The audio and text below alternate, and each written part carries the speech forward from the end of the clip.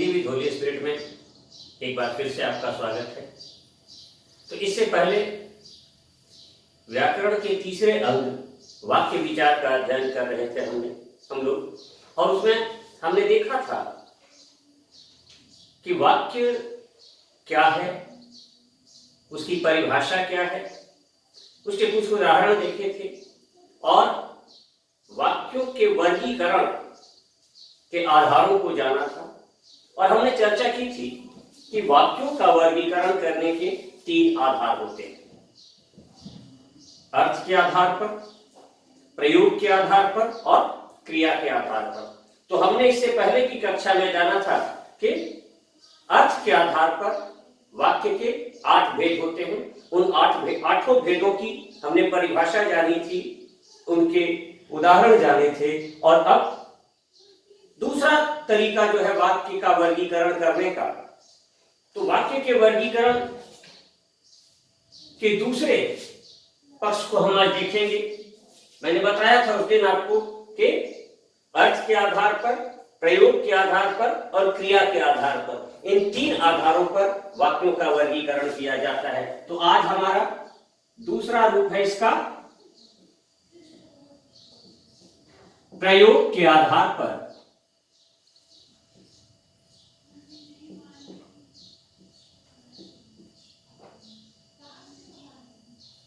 प्रयोग के आधार पर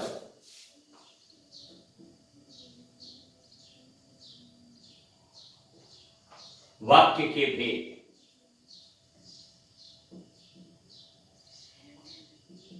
और मैंने उस दिन भी आपको बताया था, इससे पहले की क्लास में भी मैंने बताया था आपको कि प्रयोग के आधार पर वाक्य के 3 भेद होते हैं। प्रयोग के आधार पर 3 भेद होते हैं वाक्य के। ये 3 भेद कौन कौन से हैं?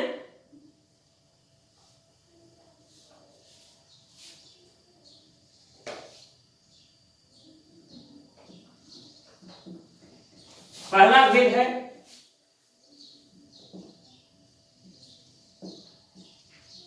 साधारण वाक्य। इस साधारण वाक्य को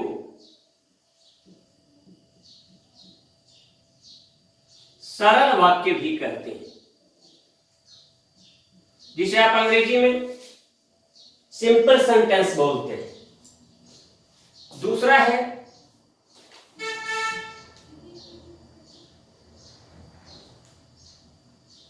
संयुक्त वाक्य। संयुक्त वाक्य को अंग्रेजी में कॉम्प्लेक्स सेंटेंस बोलते हैं। और तीसरा, माफ कीजिएगा, कंपाउंड सेंटेंस। और तीसरा है मिश्र वाक्य।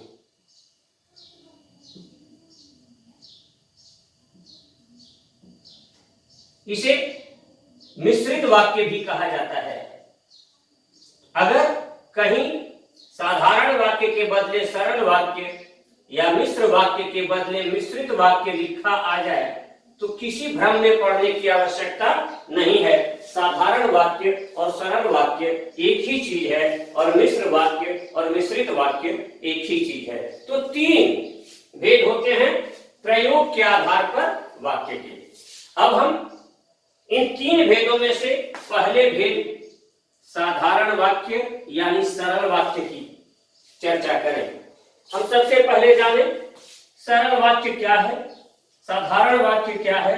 तो इसकी परिभाषा हम इस प्रकार दे सकते हैं कि जिस वाक्य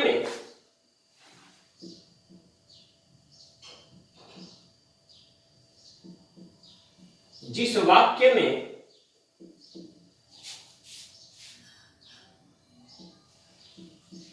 एक उद्देश्य,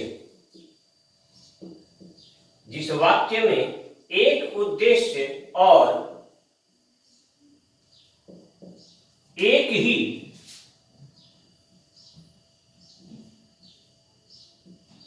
विधेय हो,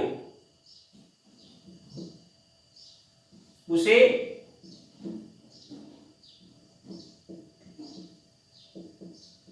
साधारण वाक्य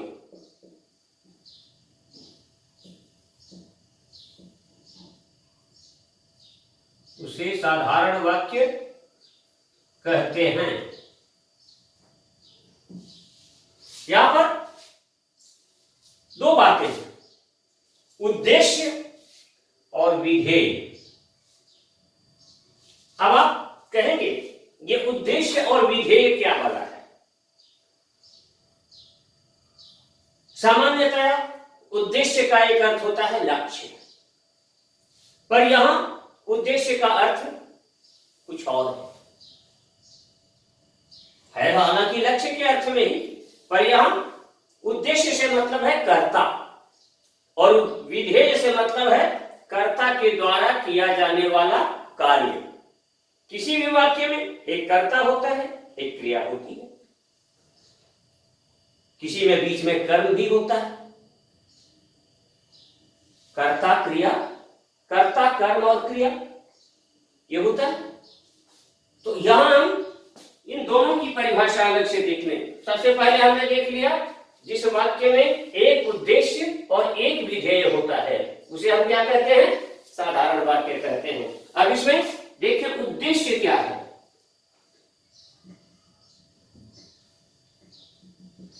मोटा मोटी आप यही जान लें कि वाक्य का कर्ता जो होता है वही उद्देश्य होता है। लेकिन और कर्ता क्या करता है?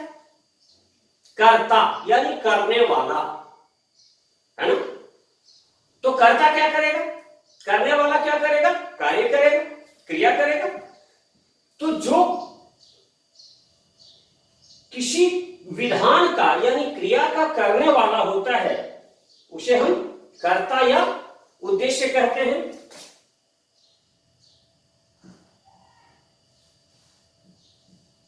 जिसके द्वारा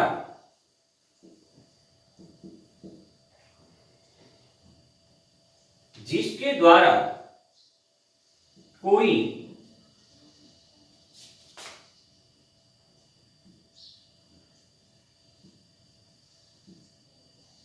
कार्य या विधान किया जाए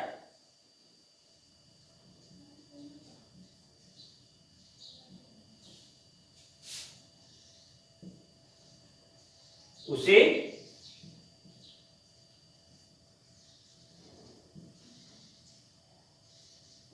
उद्देश्य कहते हैं। और मैंने आपको क्या बताया? उद्देश्य का मतलब क्या होता है? कर्ता। कर्ता के द्वारा कार्य किया जाता है, विधान किया जाता है, तो कर्ता ही क्या हो गया? उद्देश्य हो गया। अब बात आई विधेय की।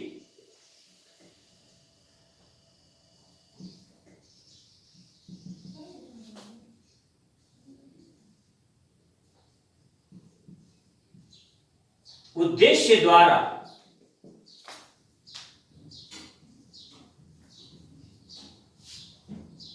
किया जाने वाला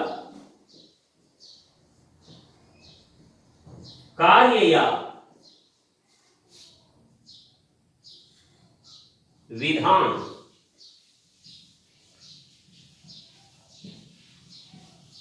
विधेय कहलाता है।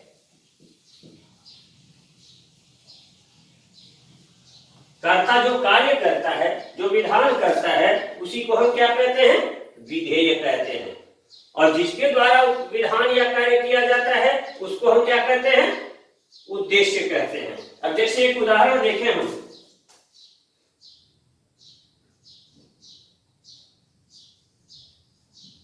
कृष्ण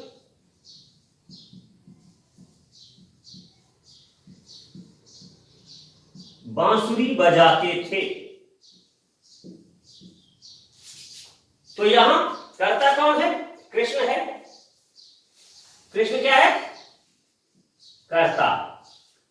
बांसुरी बजाने का जो कार्य है या विधान है उसको करने का काम कर रहे हैं ये। तो बांसुरी बजाते थे, तो बजाना क्या हो गया? यहां क्रिया। और इसमें बांसुरी क्या है? कर्म। तो कर्ता के द्वारा क्या किया गया? बजाया गया। क्या बजाई गई? बांसुरी। तो अब ये कर्ता क्या हो गया? उद्देश्य। इस कर्ता को ही हम क्या कहेंगे?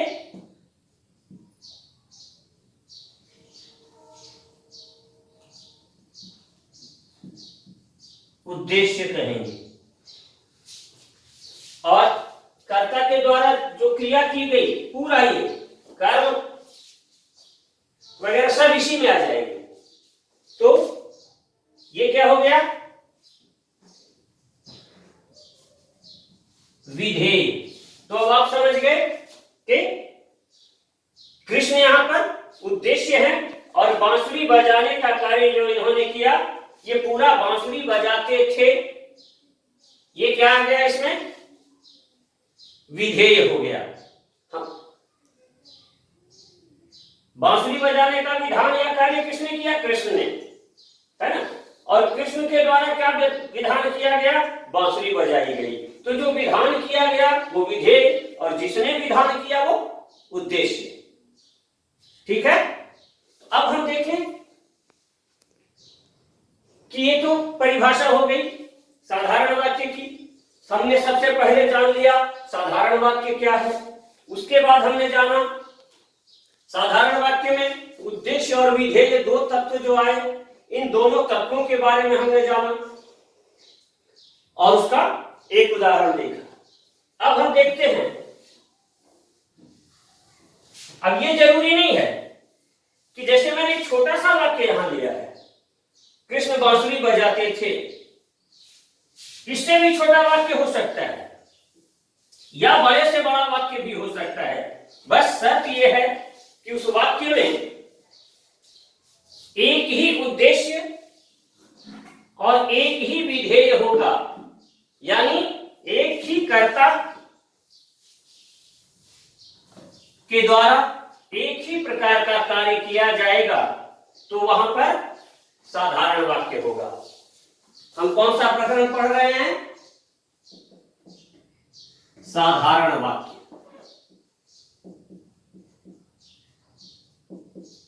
या सरल वाक्य, दोनों में से किसी नाम से इसको हम जान सकते हैं। साधारण वाक्य कह ले या सरल वाक्य कह ले। अब जैसे राम पढ़ता है,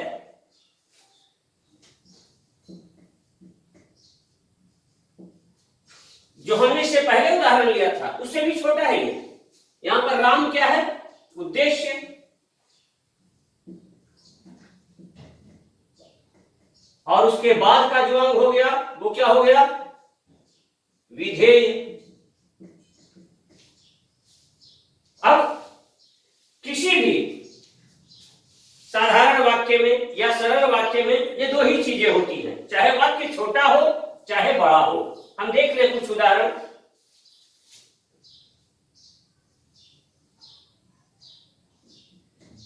दो तत्व ही होंगे,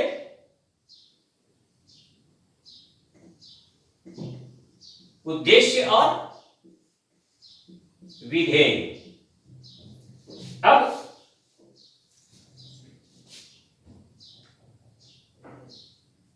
राम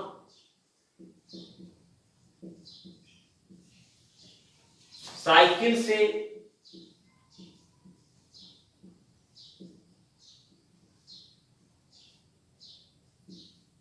विद्यालय जाता है। यहां पर दो दो कर्म है। इससे पहले हमने देखा राम पढ़ता है तो कोई कर्म नहीं, सीधे कर्ता क्रिया और लास्ट में सहायक क्रिया। यहां पर कर्ता कहां जाता है, विद्यालय जाता है। किससे जाता है, साइकिल से जाता है। अब हम ऐसे भी देख सकते हैं,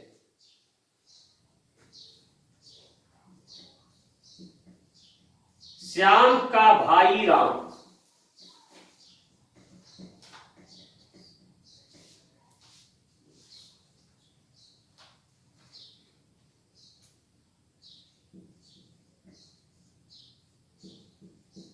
अपनी साइकिल से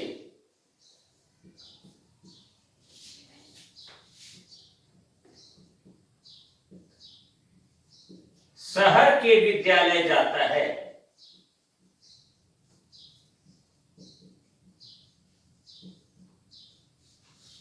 अब यहां वाक्य लंबा हो गया, लेकिन काम एक ही हो रहा है।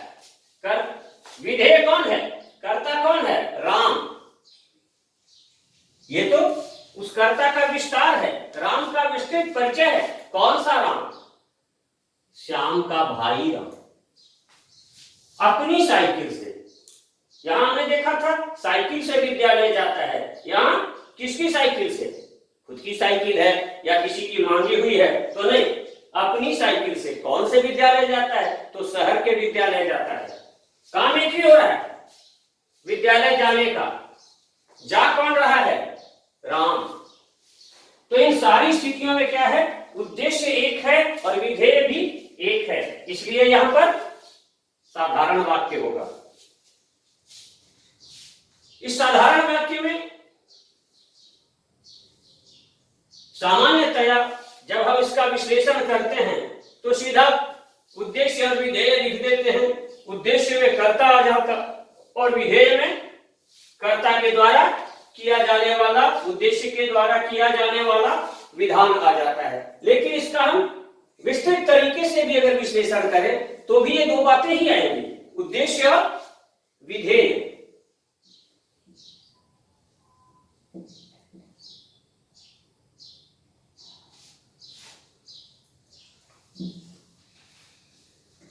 तो हम इस तरह से इसको विस्तृत विश्लेषण के रूप में भी देख लें।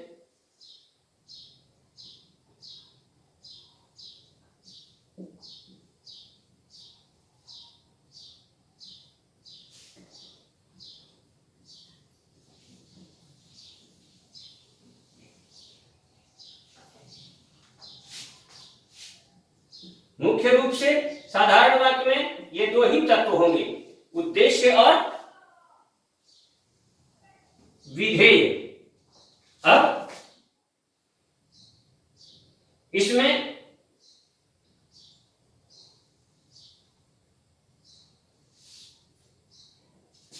कर्ता,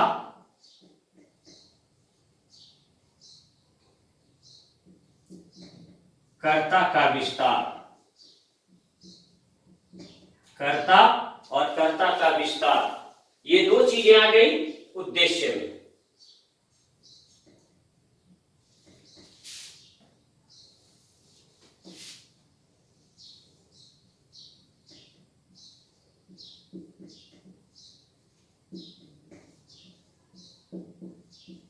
कर्ता, कर्ता का विस्तार।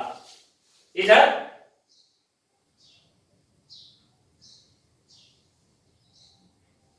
कर्म,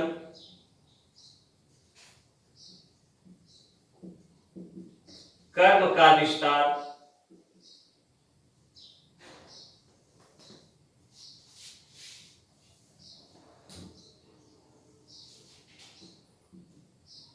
पूरक,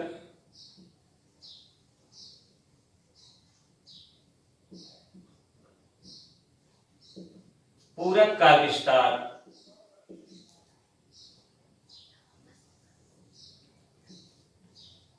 क्रिया,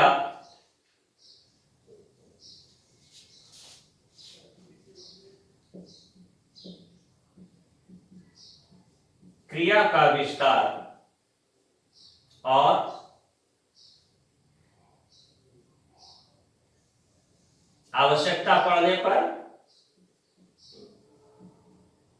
सहायक क्रिया, जैसे है, था, थे, है ना। अब सहायक क्रिया, ये इतने तत्व हो सकते हैं इसमें, वाक्य जब बड़ा हो जाए तो। जैसे हमने अभी देखा, श्याम का भाई राम अपनी साइकिल से शहर के विद्यालय जाता है, तो कर्ता इसमें कौन है? राम। कौन सा राम?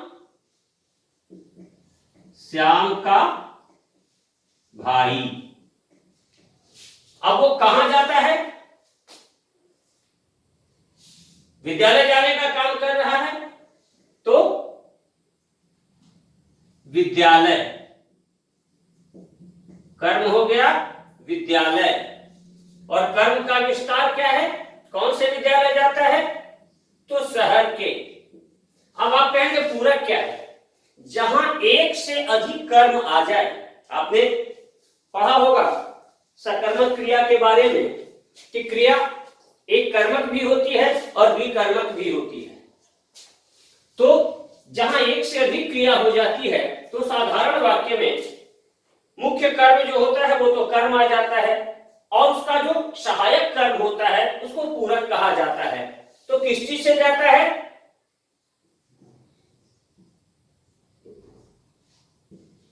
साइकिल से। किसकी साइकिल से जाता है? अपनी। और क्या करता है? क्रिया क्या है? जाता।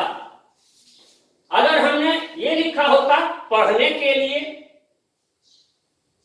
श्याम का भाई राम अपनी साइकिल से शहर के विद्यालय पढ़ने के लिए शहर के विद्यालय जाता है, तो पढ़ने के लिए क्या हो जाता है? यहाँ पर क्रिया का विस्तार हो जाता, पर यहां नहीं था, इसलिए इस कॉलम को हम खाली छोड़ देंगे और सहायक क्रिया है।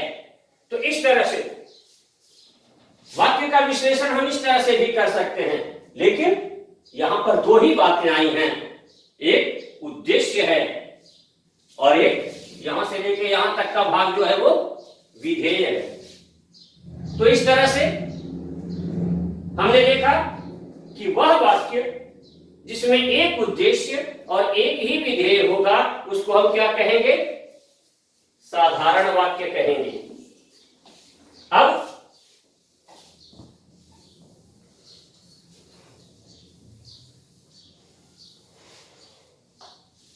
इसमें कुछ बातें और आ सकती हैं कि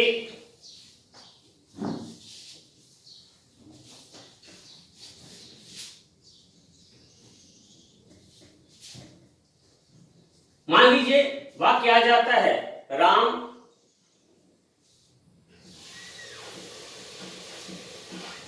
खेलता और कूदता है,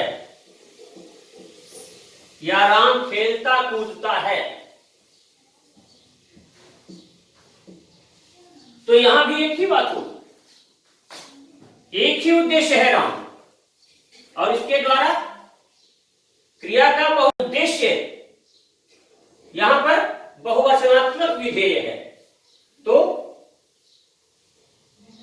यहां पर ये दोनों मिलाकर एक ही विधेय बन रहे हैं, और राम जो है उद्देश्य है।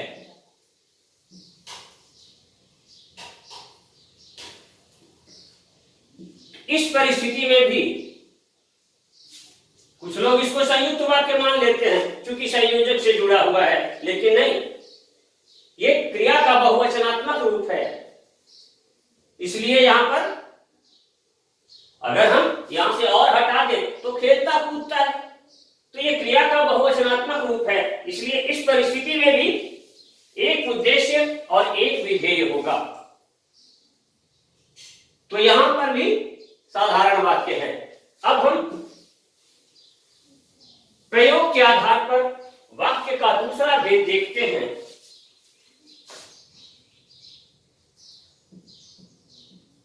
संयुक्त वाक्य यानी कंपाउंड सेंटेंस।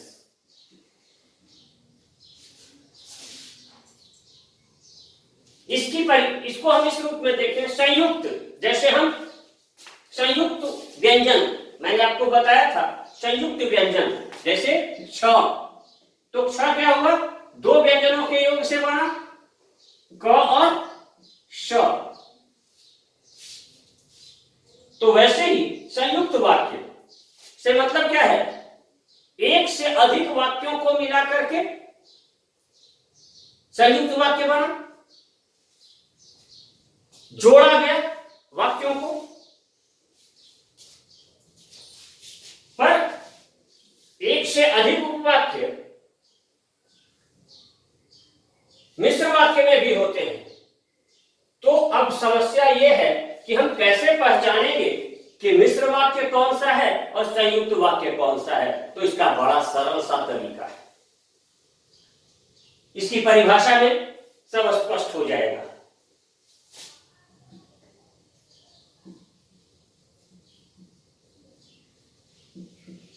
जिस वाक्य में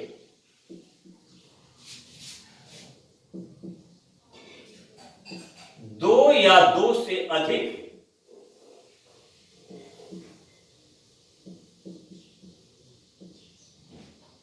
दो या दो से अधिक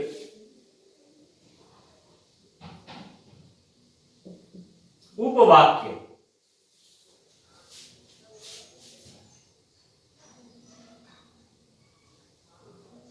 अपना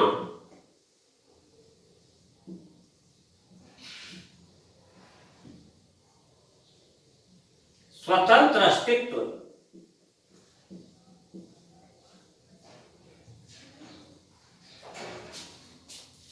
कायम रखते हुए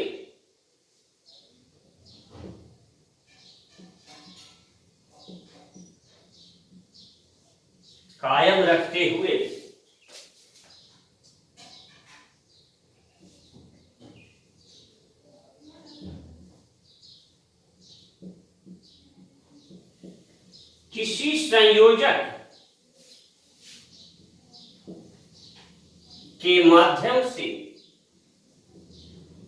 संयोजक के माध्यम से परस्पर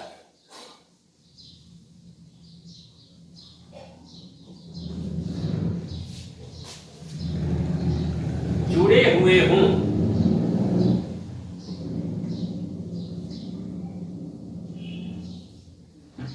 उसे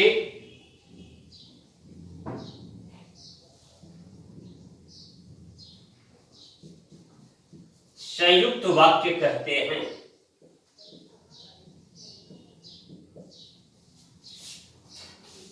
इसमें क्या होता है, कम से कम दो उपवाक्य होते हैं।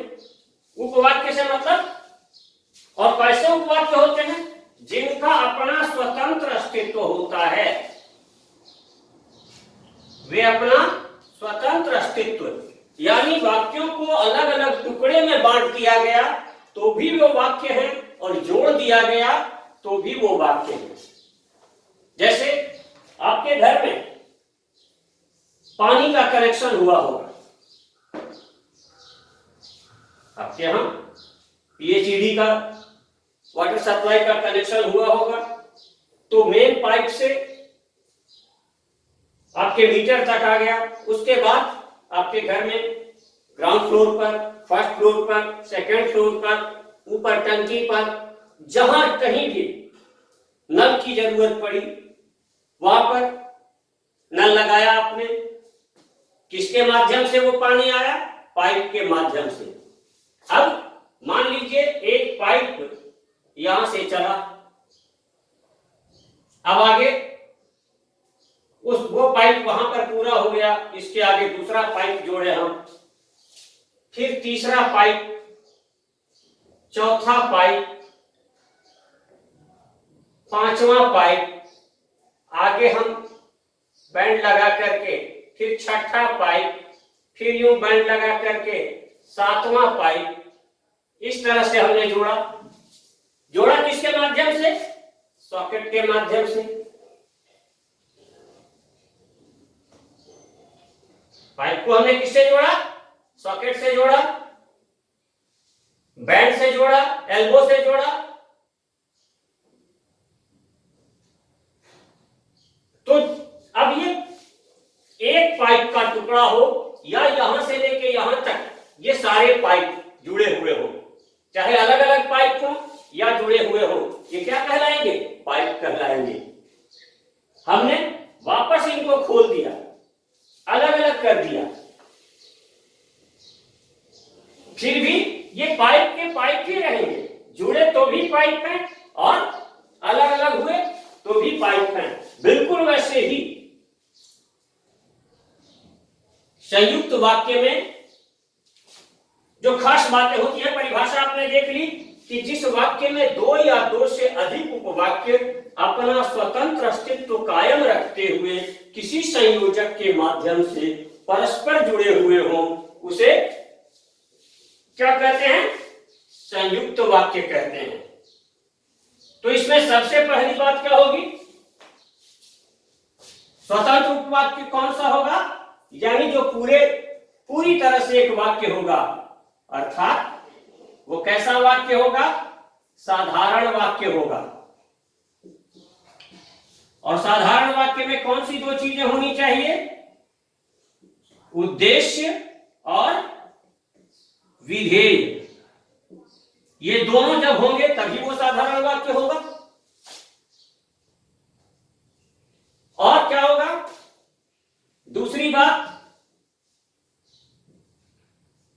एक से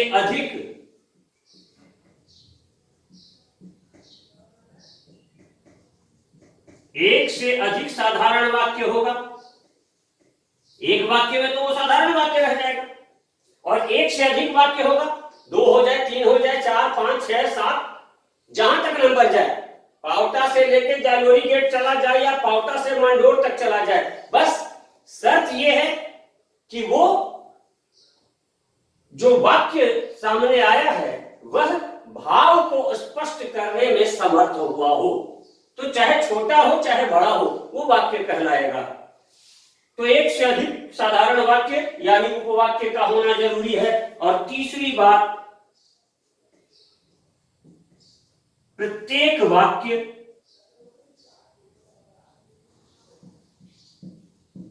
अपने आप में स्वतंत्र हो।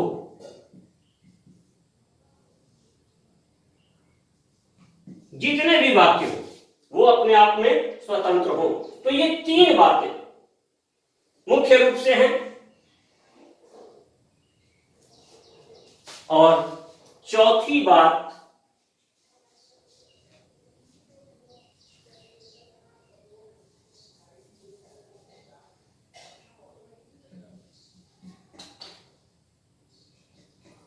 प्रत्येक वाक्य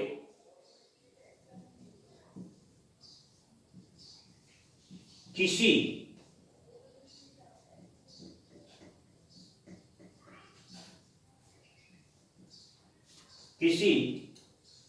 संयोजक की सहायता से,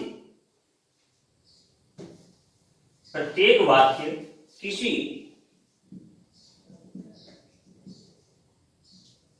संयोजक की सहायता से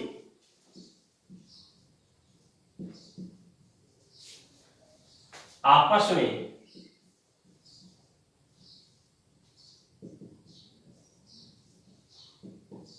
जुड़े हों।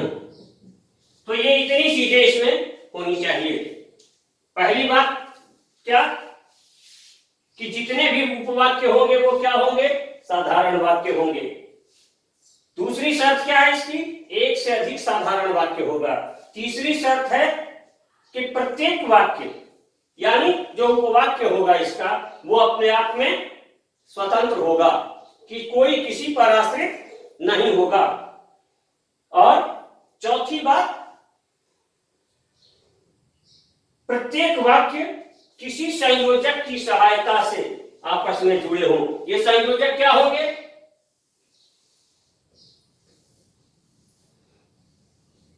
संयुक्त वाक्यों के संयोजक क्या होते हैं? सामान्यतया और, तथा, एवं, या, किंतु, परंतु, लेकिन, ये सब यानी योजक और विभाजक, ये 2 प्रकार के जो समुच्चय बोधक शब्द हैं, इनको हम इसमें संयोजक के रूप में, योजक के रूप में, कनेक्टर के रूप में, सॉकेट के रूप में देखेंगे। अब जैसे हम परिभाषा आप समझ गए कि जिस वाक्य में 2 या 2 से अधिक उपवाक्य अपना स्वतंत्र अस्तित्व कायम रखते हुए किसी संयोजक के माध्यम से परस्पर जुड़े हुए हों, उस वाक्य को हम क्या कहेंगे? संयुक्त वाक्य। और इसकी 4 शर्तें आपने जान ली। सारे वाक्य साधारण वाक्य होंगे, यानी उसमें उद्देश्य और विधेय दोनों का होना जरूरी है। दूसरी बात, एक से अधिक साधारण वाक्य होगा। तीसरी बात, प्रत्येक वाक्य अपने आप में स्वतंत्र होगा। और चौथी बात, प्रत्येक वाक्य किसी संयोजक की सहायता से परस्पर जुड़े हुए होंगे। अब इसके उदाहरण हम देख सकते हैं।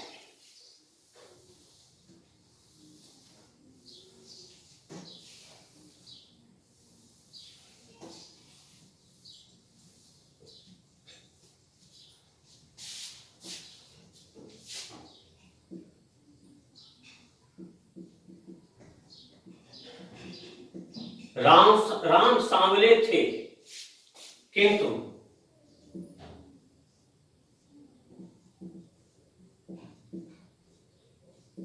सीता गोरी थी।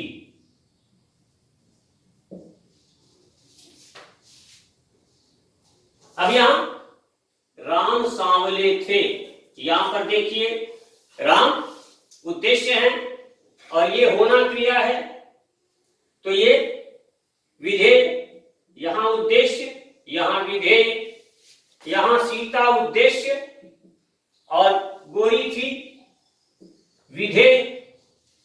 अब अगर हम सिर्फ इतने को रखें, राम सांवले थे, बताइए अपने आप में ये पूरा वाक्य है या नहीं? निस्संदेह पूरा वाक्य है। सीता गोरी थी, तो ये भी अपने आप में एक पूरा वाक्य है। तो हमने देखा क्या, साधारण वाक्य होना चाहिए। पहली शर्त पूरी हो रही है, दूसरी शर्त पूरी हो रही है, एक से अधिक उपवाक्य होगा, तो यहां दो उपवाक्य हैं। एक उपवाक्य राम सांवले थे और दूसरा साधारण वाक्य क्या है इसमें, सीता गोरी थी। तीसरी शर्त क्या थी, वे प्रत्येक उपवाक्य क्या होगा, स्वतंत्र होगा। तो राम सांवले थे अपने आप में स्वतंत्र, सीता गोरी थी अपने आप में स्वतंत्र। वाक्य का रूप न इसका बिगड़ रहा है न इसका बिगड़ रहा है, अलग कर दे तो भी। और किंतु यहां पर क्या है, संयोजक है या योजक है। तो यहां पर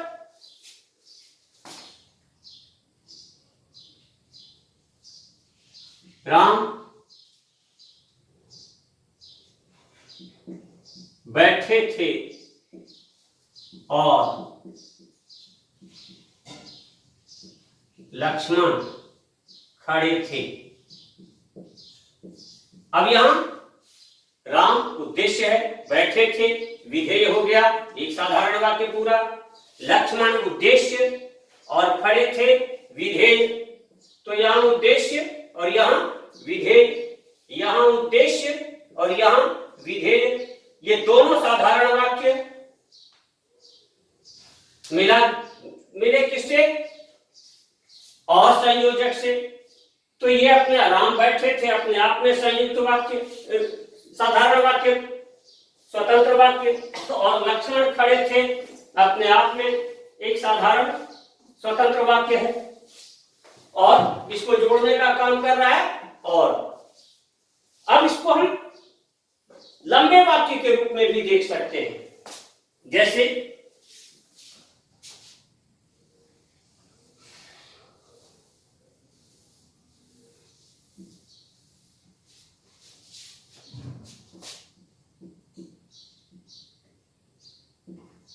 सावन का महीना था,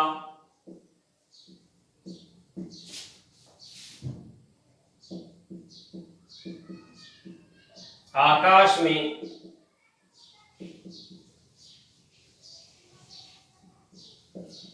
काली घटाएं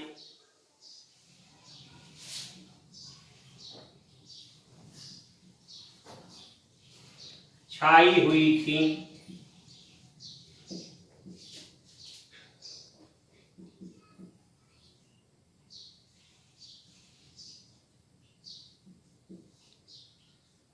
रिमझिम फुहारें पड़ रही थी।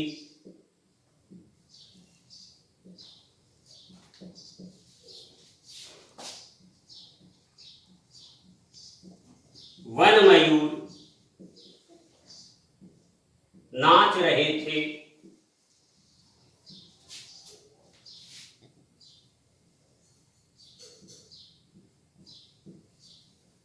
कदम्ब वृक्ष में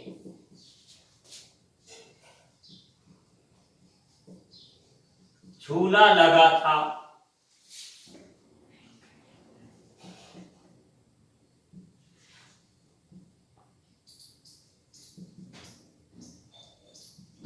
राधा झूल रही थी।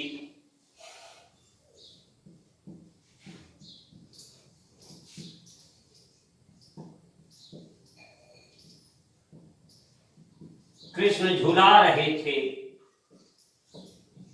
और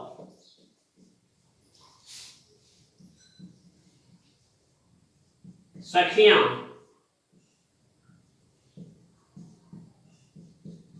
कजरी गा रही थीं। अब आपने देखा एक बहुत बड़ा वाक्य है, पर इसमें कई साधारण वाक्य। सावन का महीना था, आकाश में काली घटाएं छाई हुई थी,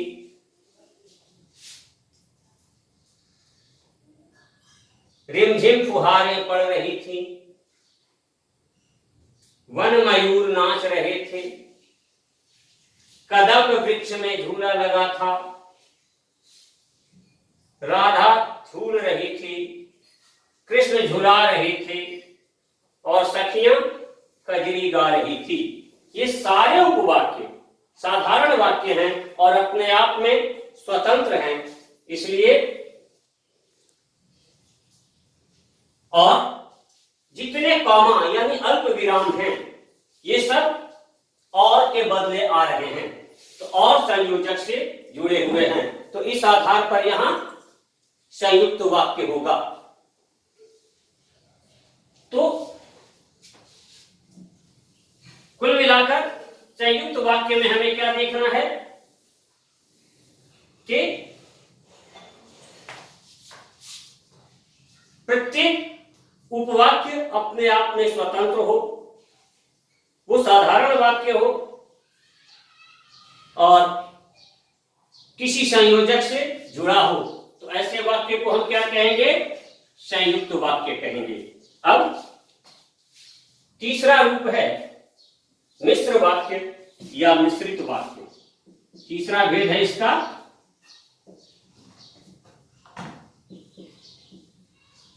मिश्र वाक्य।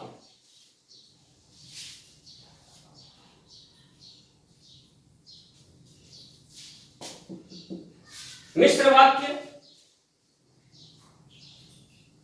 कॉम्प्लेक्स सेंटेंस, एक दूसरे में उलझे हुए, ये अजीब सी खिचड़ी है। इसमें ये वाक्य खिचड़ी की तरह होता है, चावल दाल हल्दी नमक मिर्च सब कुछ और भी मसाले सब कुछ मिला करके एक खिचड़ी बना दी गई। अब उनको अलग करना मुश्किल होता है, तो कुछ इसी तरह से होता है मिश्र वाक्य। इसकी परिभाषा हम इस प्रकार देख सकते हैं, जिस वाक्य में एक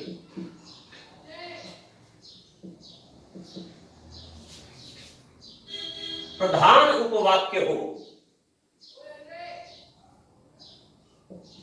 तथा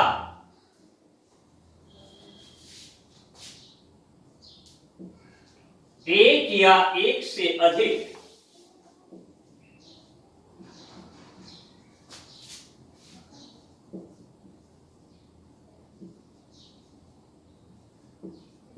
उपवाक्य उस पर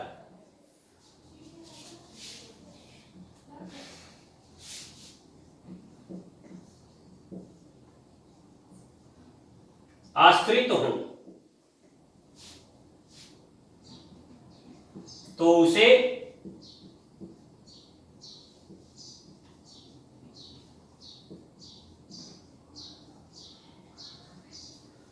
मिश्र वाक्य कहते हैं। मिश्र वाक्य या मिश्रित वाक्य कहते हैं।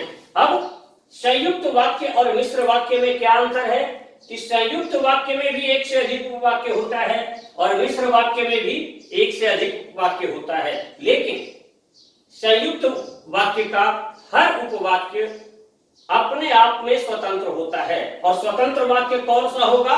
जो एक सरल वाक्य होगा, जो साधारण वाक्य होगा, यानी जिसमें उद्देश्य और विधेय दोनों ही चीजें होंगी, वही। इसमें एक उपवाक्य तो ऐसा होता है जिसका उद्देश्य और विधेय दोनों होता है, लेकिन बाकी उपवाक्यों में ऐसा नहीं होता है। तो उस परिस्थिति में जो दूसरे उपवाक्य होते हैं वो उस प्रधान उपवाक्य कौन सा होगा? जो अपने आप में संपूर्ण वाक्य होगा, जो अपने आप में संपूर्ण एक साधारण वाक्य होगा, वह इसका प्रधान उपवाक्य होगा।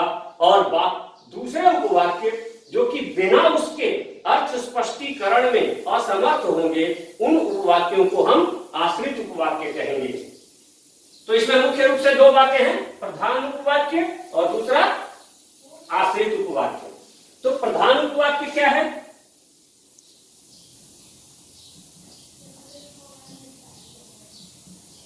प्रधान उपवाक्य की परिभाषा हम क्या देंगे?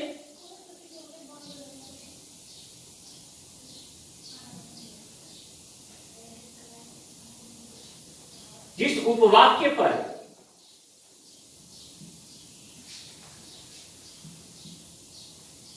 संपूर्ण मिश्र वाक्य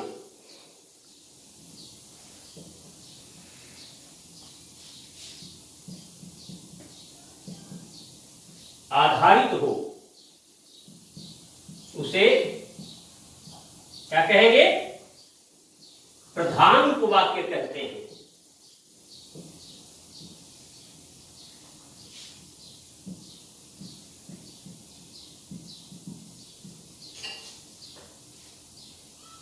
अब दूसरा है आश्रित उपवाक्य। इसको देख लिया आपने? जिस उपवाक्य पर संपूर्ण मिश्र वाक्य आश्रित आधारित हो, यानी इसके बिना काम नहीं चले, ये अपने आप में एक स्वतंत्र वाक्य होता है, तो उसको हम क्या कहेंगे? प्रधान उपवाक्य कहेंगे। तो दूसरा क्या है? आश्रित उपवाक्य। आश्रित उपवाक्य क्या है?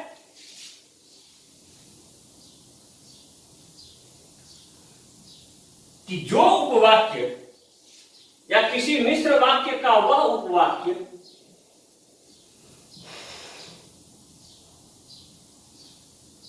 किसी मिश्र वाक्य का जो उपवाक्य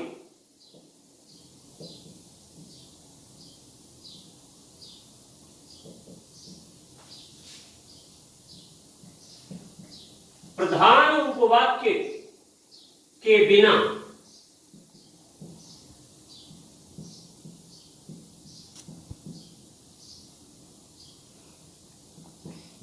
अर्थ स्पष्टीकरण में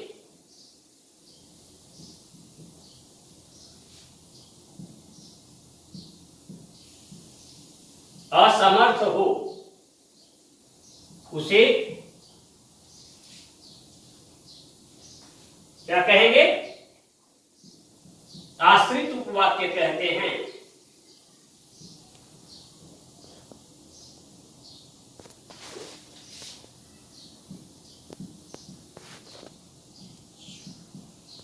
आश्रित, डिपेंडेंट, सब कुछ है, हाथ पांव सब कुछ है, लेकिन जैसे आप अभी अपने पिता पर आश्रित हैं, आप पढ़ने में भी होशियार हैं, रोज स्कूल भी जाते हैं, लेकिन आपकी फीस, आपकी कॉपियां किताबें, आपका यूनिफॉर्म, आपका सिविल यूनिफॉर्म यानी घरेलू कपड़ा, आपकी बाकी जरूरतें सब आपके पेरेंट्स पूरे कर रहे हैं, तो आपके पेरेंट्स प्रधान हुए और आप उनके आश्रित हुए।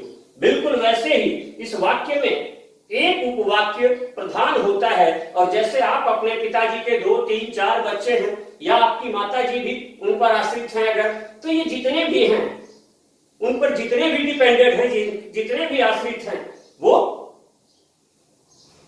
उसी स्थिति में है जैसे मिश्र वाक्य में प्रधान उपवाक्य के आश्रित दूसरे उपवाक्य होते हैं।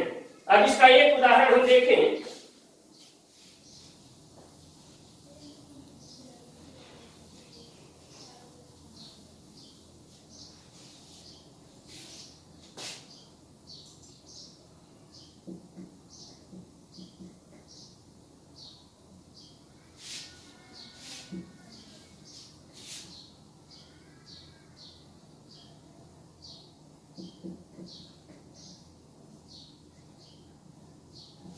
गांधी जी ने कहा कि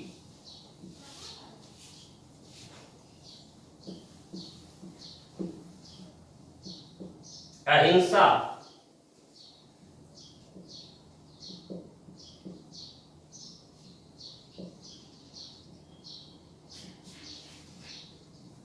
सबसे अच्छी नीति है। अब यहां हमने देखा कि गांधी जी ने कहा अहिंसा सबसे अच्छी नीति है, ये दो उपवाक्य हैं। तो गांधी जी ने कहा, इसमें कर्ता गांधी जी हैं और कहने का काम कर रहे हैं, तो ये उद्देश्य हो गए और ये विधेय हो गए। अहिंसा सबसे अच्छी नीति है, इसमें उद्देश्य नहीं है, ये इस वाक्य पर आश्रित है कि अहिंसा सबसे अच्छी नीति है। ये अपने आप में इस वाक्य पर आश्रित है, इसलिए यहां ये प्रधान उपवाक्य है और दूसरा उपवाक्य इस पर आश्रित है। तो ऐसी दशा में कई बार ऐसा भी होगा कि दोनों ही उपवाक्य में उद्देश्य नहीं होगा, या दोनों ही उपवाक्य कुछ ऐसे होंगे कि बिल्कुल समझने में कठिनाई होती है कि वो कौन सा प्रधान उपवाक्य है, कौन सा आश्रित उपवाक्य है। जैसे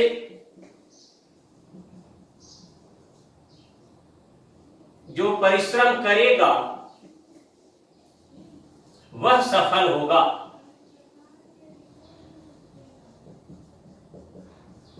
अब यहां दो उपवाक्य है,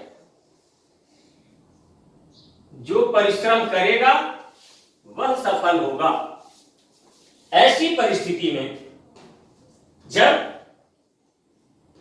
कठिनाई हो तो बाद वाला उपवाक्य सामान्यतया प्रधान उपवाक्य हो जाता है, वह सफल होगा। सफल होने वाले की विशेषता क्या है? जो परिश्रम करेगा। तो हमने देखा साधारण वाक्य क्या है, संयुक्त वाक्य क्या है और मिश्र वाक्य क्या है। अब मिश्र वाक्य के तीन भेद होते हैं, लेकिन आज अगर हम उसे लें तो बहुत बड़ी क्लास हो जाएगी, बहुत बड़ा हो जाएगा पीरियड, इसलिए मिश्र वाक्य के भेदों की चर्चा हम कल करेंगे, उसके बाद आगे बढ़ेंगे। तो आज के लिए यहीं तक।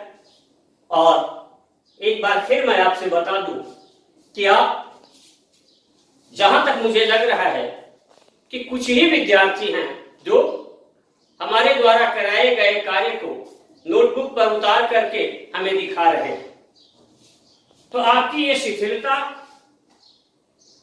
घातक होगी। उस शिथिलता से बाहर आइए।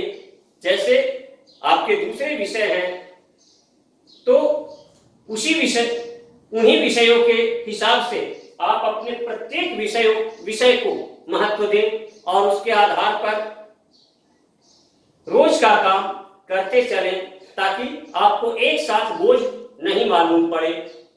तो मैं आपको एक बार फिर से कहूंगा कि मैंने जो कुछ भी बताया है, जो कुछ भी समझाया है, उसे अच्छी तरह समझ लें। कोई दिक्कत हो तो मुझसे बात कर लें और समस्या का समाधान कर लें। आज के लिए इतना ही। धन्यवाद।